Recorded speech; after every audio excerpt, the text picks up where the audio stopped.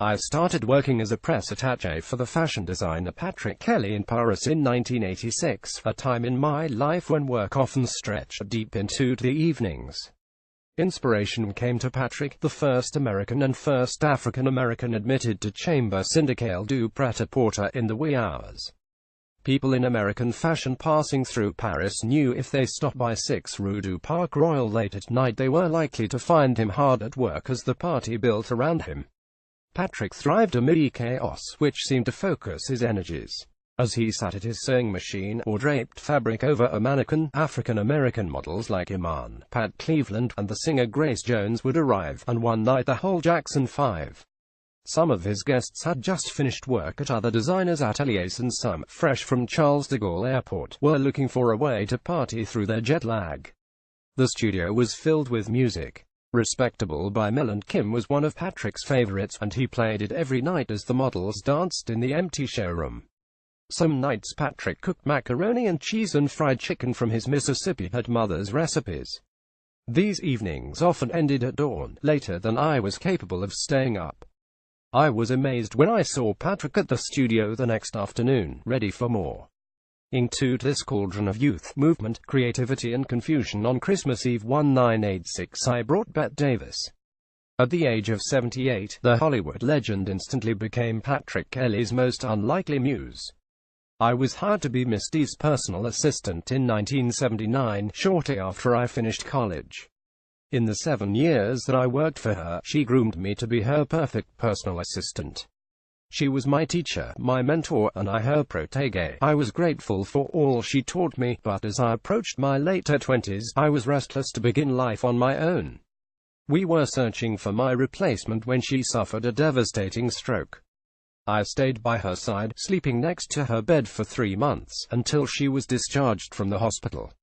Back in California, I spent 2 years supervising her recovery.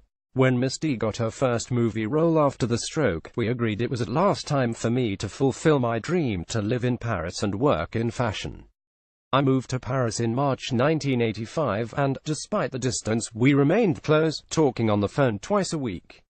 Working for Patrick Kelly was a dream job for me. He was Paris' hottest young designer. He arrived there in 1980 and sold his clothes on the sidewalk in front of fashionable boutiques, where he rapidly gained a following. As the French designer Christian Lacroix told people in 1987, the French function according to love at first sight. If they fall in love with you, they accept you. And Patrick is very lovable. Everybody loves him. When he hired me, his studio was expanding rapidly. After a 6-page spread in L, he received $5 million in orders. Despite this pressure, the atmosphere at his atelier was fluid and improvisational. With such a small staff, we all did everything, and, as Patrick's partner Bjorn Ameland said, we were not so much employees as co-conspirators. I wasn't sure why, but I was certain that Bette Davis, whom I called Miss D, would instantly fall in love with Patrick, too. I had not mentioned that I had worked for Bette Davis when I interviewed for the position at Patrick Kelly because I was determined to make it on my own in Paris. At work I talked about her often, though apparently without clarifying that my Miss D was an Oscar-winning film star. As far as Patrick and Bjorn knew, Miss D was a beloved elderly relative. That Christmas Eve they invited me to dinner at their apartment, an intimate gathering of 10 family members and co-workers. I mentioned Miss D would be passing through town on her way to Germany, and they insisted I bring her along. At some point in the ensuing weeks, Patrick and Bjorn discovered that Miss D was Bette Davis. Patrick was a lifelong fan, and it was the fulfillment of a dream he never had that his idol was coming to Christmas Eve. You are now subscribed to the Daily Digest and Cheat Sheet. We will not share your email with anyone for any reason. That night Miss D wore a black twappy knit suit with a flared skirt and a light ruffle at the sleeves, appropriately understated, chic and feminine. But from the moment she walked in the door, Patrick started to dress her. His signature adornment was tiny, plump red lips that he fastened onto his designs in playful patterns.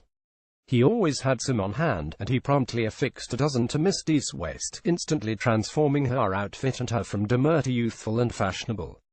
I treasure a photo I took of them that evening. Patrick is leaning on the sofa back behind Miss D, his head resting on his crossed arms.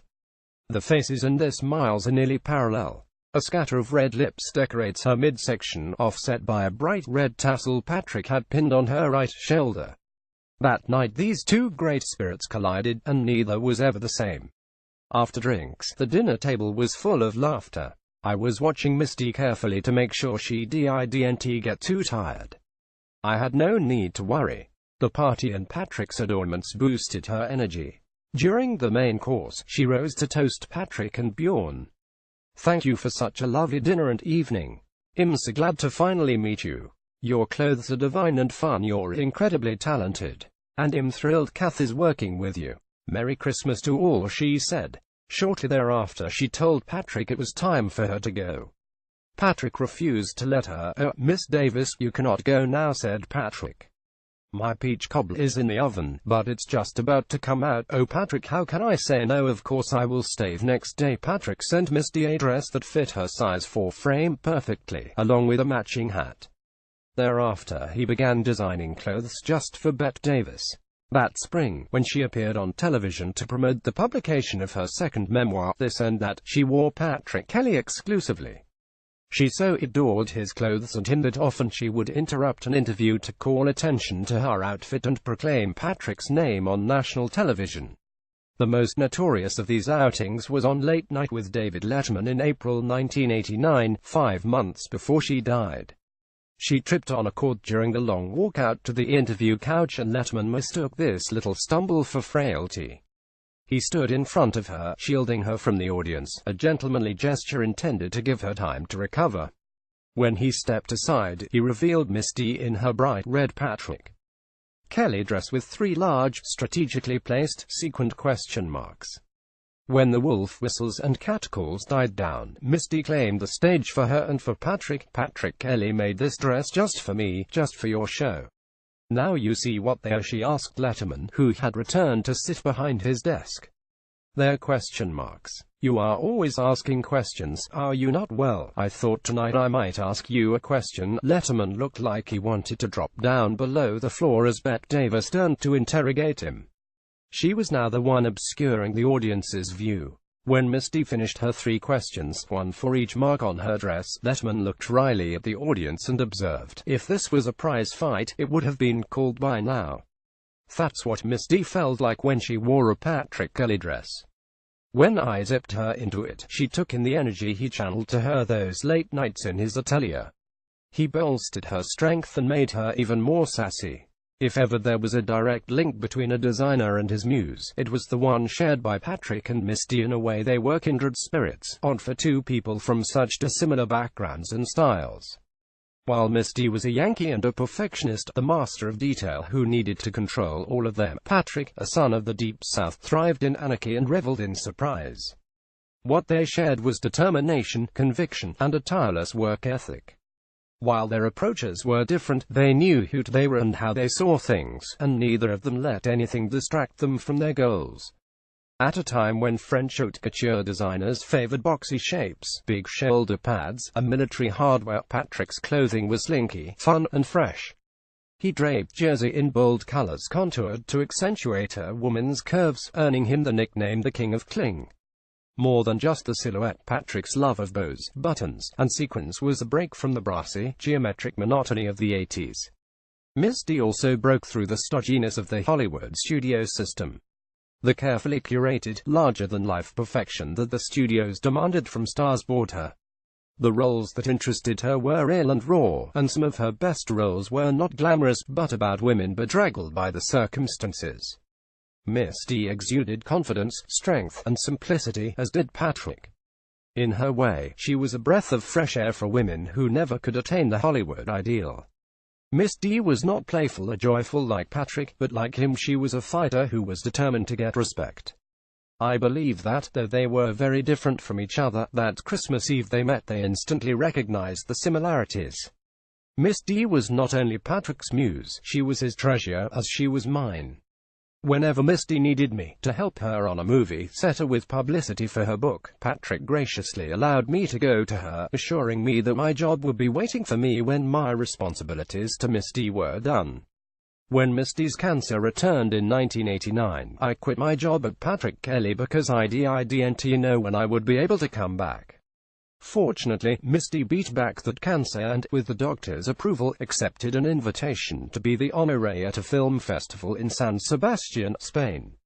I knew she would need me at her side. The cancer depleted Misty's balance and energy, but not her vanity. She insisted that her fans not see her in a wheelchair. I worked with the festival to make sure that she had places to steady herself everywhere she walked in public. Her stamina amazed me. She presided over a 2-hour press conference and a glittering evening when the festival awarded her the Donostia, the Spanish Oscar. That evening she wore a Patrick Kelly floor-length black evening dress cut to fit her perfectly, and the black mink hat. When the festival was over, she collapsed. We stayed for a few days in the hotel hoping she would rally enough to fly home to California, but she got worse. We flew to the American hospital in Paris, where she died 5 days later. While I was arranging to get Misty's body back to California, I had lunch with Bjorn.